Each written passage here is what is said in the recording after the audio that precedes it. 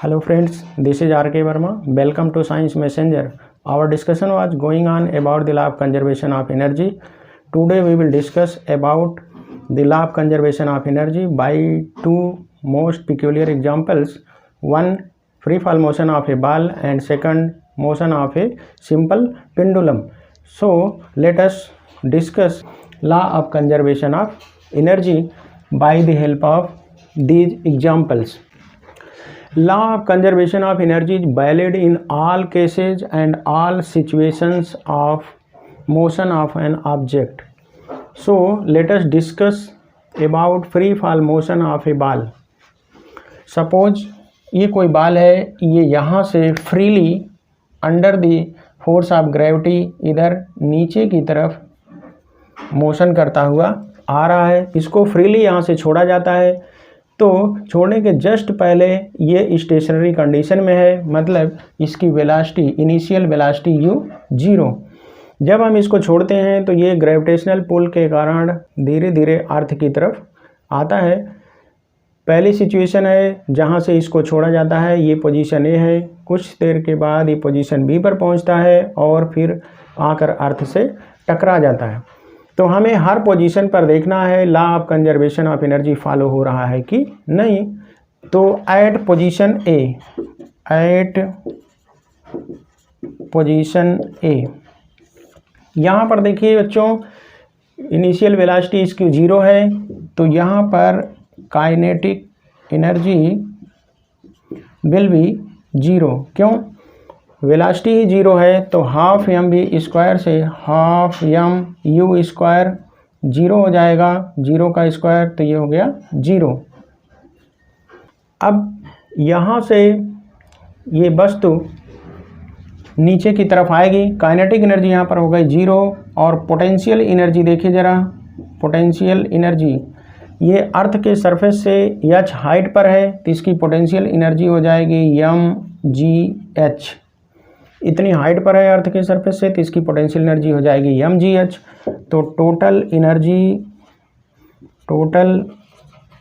Energy at A will be equal to kinetic plus potential, तो 0 plus mgh equal to mgh। तो position A पर इस बाल के पास टोटल एनर्जी जो है वो पोटेंशियल एनर्जी के फॉर्म में है, काइनेटिक एनर्जी इसकी 0 है। तो बच्चों अब हम पॉइंट बी पर टोटल एनर्जी निकालेंगे। तो टोटल एनर्जी निकालने के लिए हमें पहले काइनेटिक एनर्जी निकालना पड़ेगा, फिर पोटेंशियल एनर्जी निकालना पड़ेगा। तो एट बी इस पर हम निकालेंगे पहले काइनेटिक एनर्जी। काइनेटिक एनर्जी निकालने के लिए हमें पहले पॉइंट बी पर वेलोसिटी चाहिए, तो हम इसके लिए थर्ड इक्वेशन ऑफ मोशन लगाएंगे, v square equal to u square plus 2g। Distance कितना यहाँ से कवर कर रहा है ये x, तो यहाँ हम लिखेंगे x। अब चूँकि इनिशियल वेलोसिटी 0 है, तो v square equal to 0 plus 2gx, ये हमारा हो जाएगा v square equal to 2gx। अब हम काइनेटिक एनर्जी कैसे निकालेंगे? Kinetic energy will be equal to half m into v square 2gx। 2 cancel out हो जाएगा, ये हमारा बचेगा mgx। ये हो गया हमारा काइनेटिक एनर्जी। अब हम पोटेंशियल एनर्जी कैसे निकालेंगे? ये टोटल हाइट है यहाँ से यहाँ तक h, इसमें से x निकाल दीजिए, तो ग्राउंड से यहाँ तक b की पोजीशन है h माइनस x। तो यहाँ पर हम पोटेंशियल एनर्जी निकालेंगे पॉइंट b पर, तो ये हो जाएगा mgh minus x। mg distance है h माइनस x, तो ये हमारा हो गया पोटेंशियल एनर्जी। इसको हम इस तरह से भी लिख सकते हैं mgh माइनस mgx, ये हो गया हमारा पोटेंशियल एनर्जी। अब हम टोटल एनर्जी निकालेंगे। Total energy will be equal to kinetic energy plus potential energy, और ये काइनेटिक एनर्जी हमारी आई थी mgx plus potential energy mgh minus mgx plus mgx minus cancel out हो गया, तो बचा कितना हमारे पास mgh।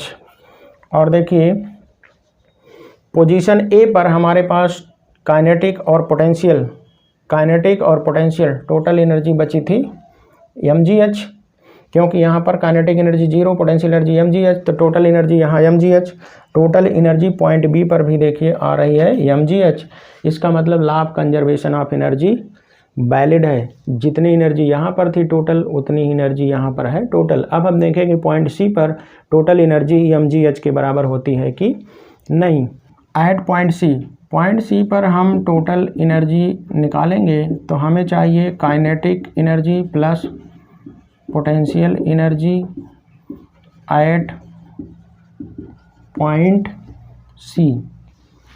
तो यहाँ पर देखिए पोटेंशियल एनर्जी हो जाएगी 0, क्योंकि ये ग्राउंड से इसका डिस्टेंस 0 है। पॉइंट सी ग्राउंड के ऊपर ही है, तो यहाँ पर पोटेंशियल एनर्जी हो जाएगा mgh 0 = 0। तो अब हमें देखना पड़ेगा कि काइनेटिक एनर्जी कितनी है। यहाँ पर काइनेटिक एनर्जी निकालने के लिए हमें यहाँ पर बॉल जैसे ही अर्थ को हिट करता है उससे जस्ट पहले उसकी कितनी वेलोसिटी है उसे हमें निकालना पड़ेगा। तो वेलोसिटी कैसे निकालेंगे, v² = u² + 2gh। u² पहले ही 0 है, u की वैल्यू 0 है, प्लस 2g, और यहाँ से a से c तक आने में कितना डिस्टेंस ये कवर किया है, h के बराबर। a से c तक आने में h के बराबर डिस्टेंस कवर किया है, इसीलिए हमने यहाँ डायरेक्ट h लिख दिया। 2gx, x की वैल्यू हो जाएगी h। तो v² = 2gh। अब हम काइनेटिक एनर्जी निकालेंगे। Kinetic energy = ½ mv² × 2gh। 2 cancel out, ये हो गया mgh। तो हमारा काइनेटिक एनर्जी आया mgh, पोटेंशियल एनर्जी आया 0, तो total energy will be equal to 0 + mgh = mgh। तो टोटल एनर्जी देखिए पॉइंट सी पर भी mgh, यहाँ पर भी है टोटल mgh, बी पर भी टोटल एनर्जी आई है mgh, ए पर भी टोटल एनर्जी आई है mgh। तो फ्री फॉल मोशन के हर पॉइंट पर ए बी सी पर total energy kinetic plus potential same है। इससे प्रूव होता है कि law of conservation of energy valid है या सही है। अब हम देखेंगे example number 2, motion of a simple pendulum, और हम देखेंगे क्या सिंपल पेंडुलम के केस में भी law of conservation of energy valid रहता है कि नहीं। तो देखिए ये है पेंडुलम की, ये है मीन पोजीशन, इसको हम कहते हैं मीन पोजीशन। और मीन पोजीशन के एक तरफ जितना मैक्सिमम डिस्प्लेसमेंट पेंडुलम जाता है उसे कहते हैं एक्सट्रीम पोजीशन, इसको हम कहते हैं एक्सट्रीम। और ये भी है एक्सट्रीम पोजीशन। अब पेंडुलम को जब हम थोड़ा सा पुश करेंगे तो ये यहाँ से इधर जाएगा, और यहाँ पर आने के बाद मोमेंटरली बहुत थोड़े समय के लिए यहाँ पर इसकी वेलोसिटी हो जाएगी 0, और उसके बाद फिर से ये इधर मूव करता हुआ आएगा। जैसे यहाँ से मूव करता हुआ आ जाएगी इसकी वेलोसिटी बढ़ेगी, और यहाँ पर इनर्शिया के कारण ये रुक नहीं पाएगा, फिर दूसरी तरफ एक्सट्रीम पोजीशन तक जाएगा, फिर थोड़े समय के लिए रुकेगा, फिर इधर आने लगेगा। इस तरह से ये अपनी मीन पोजीशन के इधर उधर टू एंड फ्रो मोशन करता रहेगा। तो अब हमें देखना है कि इस पोजीशन पर यहाँ पर टोटल एनर्जी कितनी है।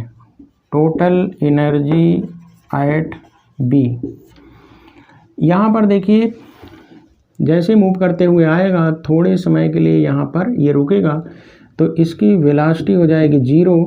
तो यहाँ पर kinetic energy equal to ½ m, v की वैल्यू हो गई 0, तो ये हो जाएगा 0। तो यहाँ पर काइनेटिक एनर्जी 0, और पोटेंशियल एनर्जी कितनी होगी, इसका मास है m, ग्रेविटी है g, और देखिए अर्थ के सरफेस से इसकी हाइट है h, तो mgh। तो टोटल एनर्जी इसकी यहाँ पर होगी mgh प्लस काइनेटिक 0 = mgh। तो कहने का मतलब पॉइंट बी पर पेंडुलम के पास टोटल एनर्जी पोटेंशियल एनर्जी के फॉर्म में है, काइनेटिक एनर्जी है 0। जैसे ही ये यहाँ से लौटेगा यहाँ पर इसकी वेलोसिटी बढ़ेगी, और इस पॉइंट पर आते आते इसकी वेलोसिटी मैक्सिमम हो जाएगी। और वेलोसिटी मैक्सिमम हो जाएगी। तो यहाँ से देखिए ग्राउंड से इसकी डिस्टेंस है 0, तो यहाँ पर टोटल एनर्जी एट ये है पोजीशन ए। तो पोजीशन ए पर यहाँ पर पोटेंशियल एनर्जी 0 और kinetic energy maximum half mv², जो कि यहाँ पर इसकी वेलोसिटी मैक्सिमम हो जाएगी। तो यहाँ पर इसके पास टोटल एनर्जी हो जाएगी काइनेटिक एनर्जी के फॉर्म में पोटेंशियल एनर्जी 0। कहने का मतलब यही mgh पोटेंशियल एनर्जी ये कन्वर्ट हो गई टोटली काइनेटिक एनर्जी में। तो इस पोजीशन पर टोटल पोटेंशियल एनर्जी, इस पोजीशन पर टोटल काइनेटिक एनर्जी। अब हम देखेंगे ज़रा सी पर, एट सी पर जैसे आएगा तो ये मोमेंटरली बहुत थोड़े समय के लिए फिर से ये इसकी वेलोसिटी हो जाएगी 0। तो वेलोसिटी 0 का मतलब काइनेटिक एनर्जी 0। अगेन इसके पास पूरी की पूरी एनर्जी पोटेंशियल एनर्जी के फॉर्म में आ जाएगी।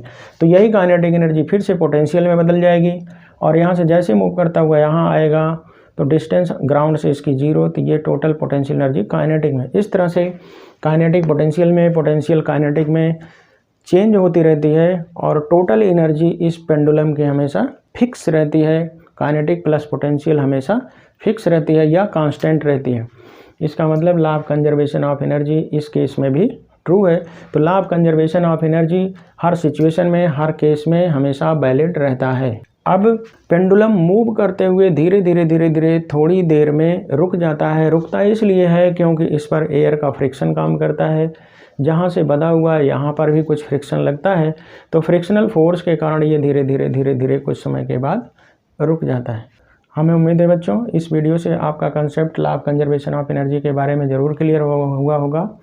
अगर आपको ये वीडियो पसंद आया हो तो आप हमारे चैनल को सब्सक्राइब करना और लाइक करना ना भूलें, ताकि हम भविष्य में आपके लिए अच्छे वीडियो लेकर आते रहें। A lot of thanks for watching my channel.